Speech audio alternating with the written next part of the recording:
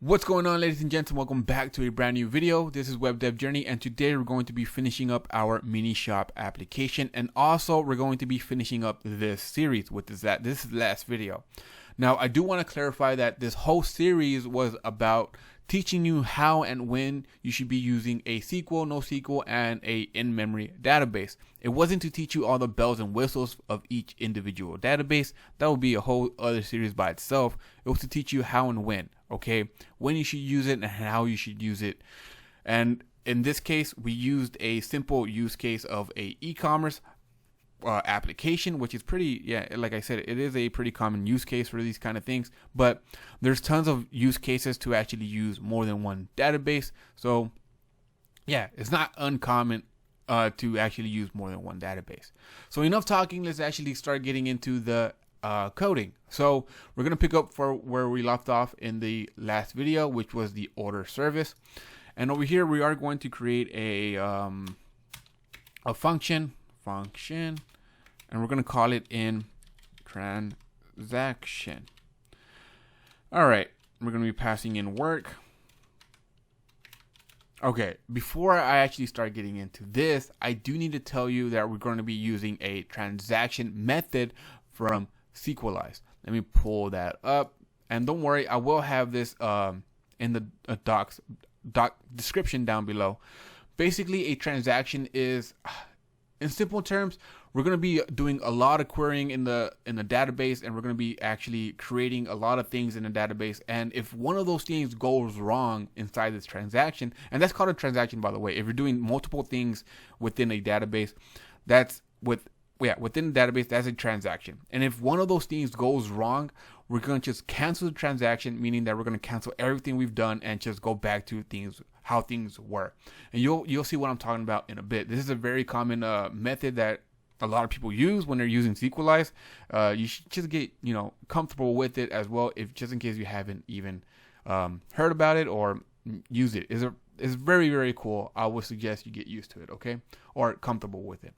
So all right, so we're gonna actually create a transaction. So const t, I'm gonna just name it t, and we're gonna say await client. Remember, client is our Sequelize. So client dot transaction, and this is going to create a transaction. We haven't put anything inside of the transaction yet, but we are creating a transaction. Okay. Now over here, we're going to do a try catch block, and I will tell you why we're doing this in a second, okay? And let's get rid of the catch first of all. So if there is a catch, obviously there's going to be an error. And all right, we're going to do T, which is our transaction up right here. Remember that? We're going to do roll back. So if something went wrong within our transaction, we're going to revert back to how things were. We're not going to do anything. That's the cool thing about transaction, okay? And like I said, we will talk about it in a bit. If there is an error, we're also going to be throwing an error. All right, let's go into the try block. And there's not that much code to actually be done here. It's just await work, and I'll tell you why we're awaiting work. Passing in T. And also we're going to be doing a return. If everything went good, we're going to do t.commit. That means that we're going to commit this transaction. We're actually going to go through with everything. Okay.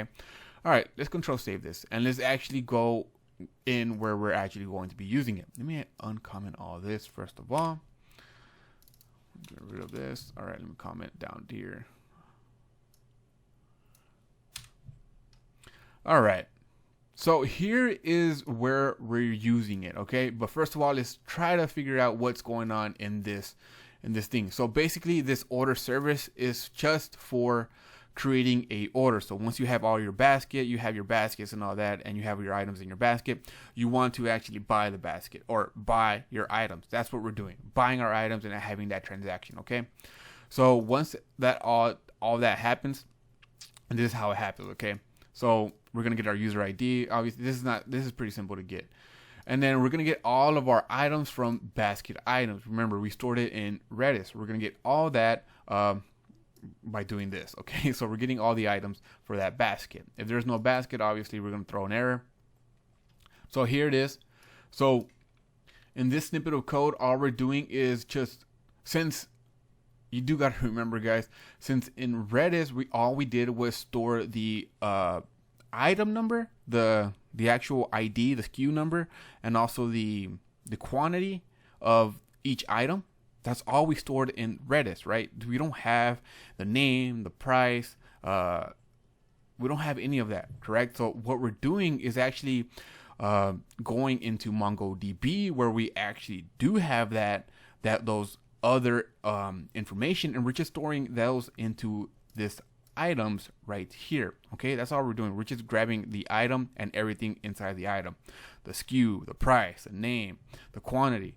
Okay, all right, this is where we use it. Just remember that this is where we use it. So order.in transaction, and what we're passing in here, which is work, is this basically this whole function right here. Okay, so what are we doing inside of work? Remember, we're just awaiting a work. That's because we did a thing. What are we doing inside here? Well, we're going to create an item, or we're going to create a order.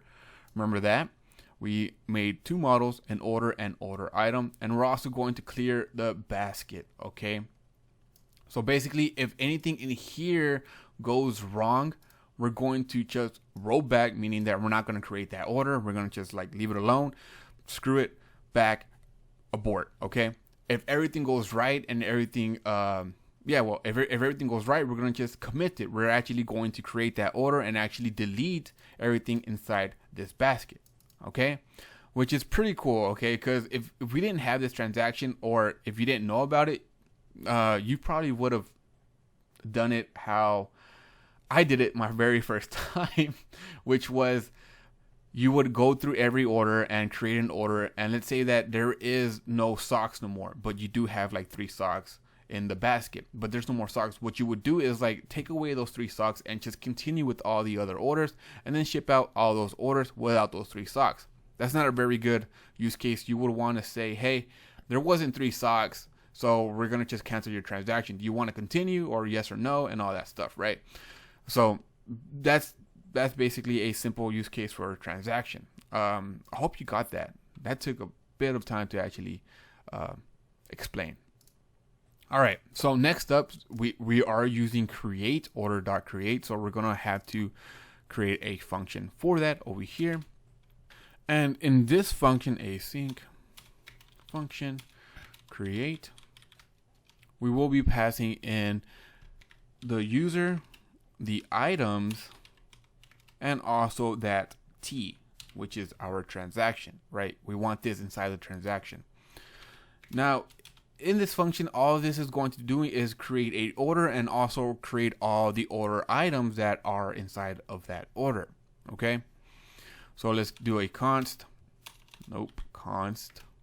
order is going to equal await models dot order dot create. Now you might be wondering, okay, where the hell did models dot order create? Now remember, we did create models, and we're passing in the models that we have inside of client, which is Sequelize, which is all the models that we have inside of Sequelize, which is, yeah, so we could just call it like this. And we're going to be creating an order. All right, in here, user ID is going to be the user dot ID. Oh, nope, like that. And our email is going to be user dot email, and status is going to be, we're going to say it to not shipped, because we just created this order, so obviously that's not going to be shipped. And we do need to pass in one more argument in here, which is this T. So transaction T. That's it. So that way we could just this is a transaction. We're just grouping it. Okay. All right. Next stop, not yet. Next stop is create a an order item. Okay, so we're gonna actually, there's going to be tons of order items, right? They might have 11 orders or 11 items in a basket. I don't know. So what we're going to be doing is returning a promise dot all items dot map, and we're gonna get an item back. Ooh. It's going to be and we do need to put a async in front of this, so that way we could just do a wait over here, since we're going to be doing an await. Yeah, right there. Const order item, and we're going to just set that to equal await models dot order item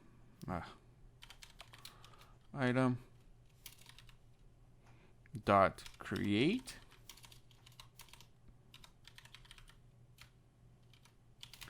and we're going to be creating or giving it a skew which comes from item dot skew,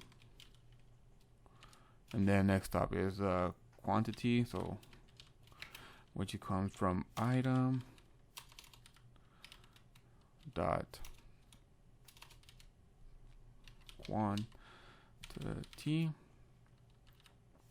and then price, which comes from item dot price, and then name, which comes from item dot name. Okay.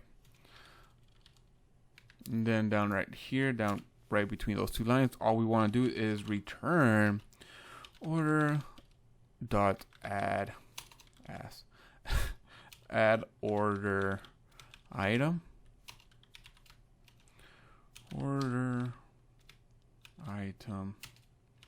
and giving it that transaction T. And save this and save this over here. I hope you're reading my code. It's very easy to follow along if you're reading my code. I made it where it's pretty easy to follow along, okay? So let's see if this actually works. npm start. All right, let's go inside of,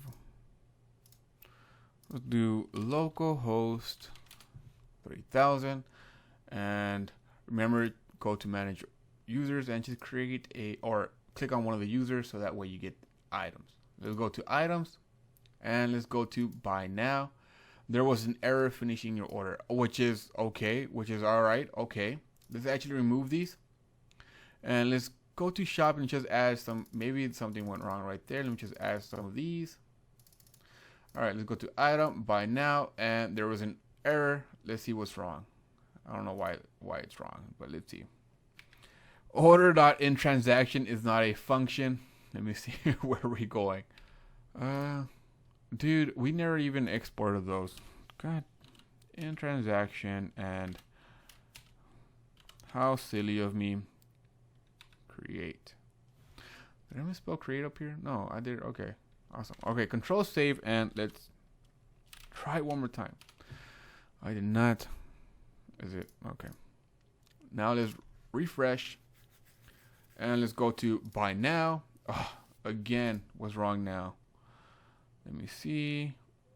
Models, order item. Oh, I misspelled create. Where is it at?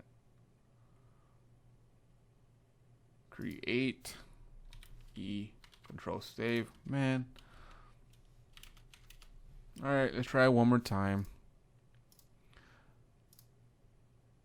Buy now, and there we go. Thank you for your business, and nothing in the basket, since that's exactly what we wanted. Over here, we're gonna just remove everything from that basket. But notice that in our transaction, when it did fail, all of our stuff was still in our basket, meaning that, you see this, and something went wrong, so everything was in the basket. Even though I misspelled it, but it would have still said the same exact thing. All right. Now that we have all that, all we have to focus on is actually manage orders, where we have already I purchased an order, so it's inside MySQL. We'll take a look at that later on, but it's already inside MySQL. So we're gonna actually just manage orders. We're gonna just look at the orders that we created. Okay, so let's go back to our code and create functions or more functions. Awesome. Is it this one? Oh, this one. Okay, so this is one. So here, async function. We're gonna name it get all. And this is actually pretty a simple one, right? So it's going to go in models dot order dot find all. Oops. And we're gonna actually enter a first parameter anyways, or argument is where, like I said, Sequelize is a bit different from NoSQL, but it's pretty much the same. Where, and we're going to leave that blank because we want everything. We want everything to come back, okay? And we're gonna say include models dot order item. So that way we get that back as well. Everything that is associated with that model order or with that order. Every item that's associated with that order, we're going to get that back as well. And how it knows that is because we set those relationships in the last video over here where we say, hey, associate and order has many models, and over here, where is that order item, belongs to models order. We did that in the last video, so I'm not going to go over that, but this is how it's pretty cool with Sequelize anyways. This is how we get that back, okay? So control save, and this, we need to do uncomment some stuff. So it's inside of admin and orders index.js, and we're going to just uncomment all of this, okay? So, well, uncomment this as well. No. Yes, uncomment this.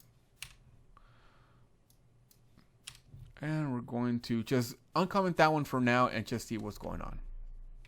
Let's go inside of our thing, refresh this, and manage orders. Well, manage orders. Did I restart it? I don't think I restarted it. Let me control C this. Yes, and restart it. All right, now let's go in here and refresh this. We should get some orders back. I hope we get some orders back. Oh God. We got an error. Order is not defined. That's right. We didn't even include it in here. Sorry, we do. After we uncomment that, we still need to include all of our files. So man, dude, I don't know. Order service is going to equal require. And this lives outside. And then services / order service. And then, don't know why I made a space. Over here, we're going to do const, dude, this wire. Const, order, sure, blame the wire. Order, dude, I don't even know what I'm talking about right now. This is, we've done this so many times that you should already know what I'm doing, right? Config dot MySQL dot client. Okay, now that we have that there, we shouldn't get any item. Let's restart this one more time. Refresh this. We shouldn't have any errors, I'll tell you that much. But we do. Order dot get all. Did I spell get? And oh, good God, we need to export. Dude, I heavily apologize. I don't know what's wrong with me today. There we go. We refresh this and we get our order. But check this out. Dude, my bad. I'm super sorry about that, guys.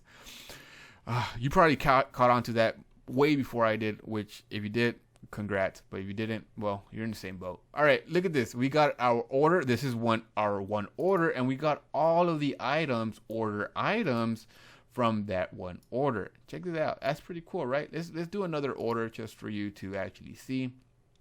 I'm going to actually switch users. I got 9 items. Let's actually buy those. Well, I only have socks, but whatever. Manage orders, and you can see, look at that. Pretty cool, huh? Yeah, I only have 1. Yeah. All right. Now that we have all this done, the last thing to do is actually set shipped. All right. We don't have that yet since this is not shipped yet. Once we ship it, we just want to set shipped, and we do have a function for that. Let's go back in here, and let's do another function, async. Oh, I thought I had an arrow down there. Okay, async function, and we're going to set this to set status, which we're going to be passing inside of here order ID and also the status that we want to update to. And this is actually pretty simple as well. We're going to return models. Whoa, I don't even know what that is. Models.order.update. And we're going to just say, what do you want to update? Well, we want to update the status. And I'm just leave it at that. You could do it status. We want to update the status to the status, but I'm going to just do it the shorthand version. And then I'm going to say where. And this time we actually are going to do a where ID is set, or ID equals order ID. Boom. And this time let's not forget to do this. So set status and control save and index for orders. Okay, let me get rid of this one. We do need to uncomment this. Let's uncomment this. All right, so we're gonna be setting status right here, where we set in the actual the ID, and we pass in shipped. We go, because we want it shipped. That's pretty much simple. Let's save this, and let's give this another go. Okay, right here. Let's refresh this page. And let me say that this is the easiest one, so I'm going to say shipped. Look at that. Status updated, and it actually has it as shipped, order shipped. That's pretty cool, correct? I know, man. I know. I'm just great. I'm just a great guy overall, and you're very welcome. You're welcome. Not playing. Anyways, guys, that completes this series. I hope you enjoyed it, and I hope you actually learned some stuff. Now, with this application, this is on my GitHub. You could actually clone it, fork it, whatever you want, and actually add features to it, right? You could actually you could use this. I don't care. I honestly don't care. You could use this however you want, create new features. There's tons of features you could probably add even more. But I just wanted to, like I said in the beginning, just wanted to show you where and when and how you should use SQL, NoSQL, and in-memory databases. Okay, so I hope you enjoyed this series. It was a great series, and I actually loved it because I learned quite a few things on this as well. But thank you guys for watching this video. Thank you for spending your time to watch my videos. It really doesn't mean a lot to me. It doesn't. It sounded like it. I said it doesn't. It does mean a lot to me, and I hope you learn things from my videos. That's all what I'm trying to do in this channel. So I hope you liked it. If you liked it, please hit that like button, subscribe, and comment down below on what I should be doing next. Okay, so thank you guys so much for watching, and I will see you in the next series, which I'll probably do Redis. Redis is a pretty good thing to do. Anyways, thank you guys.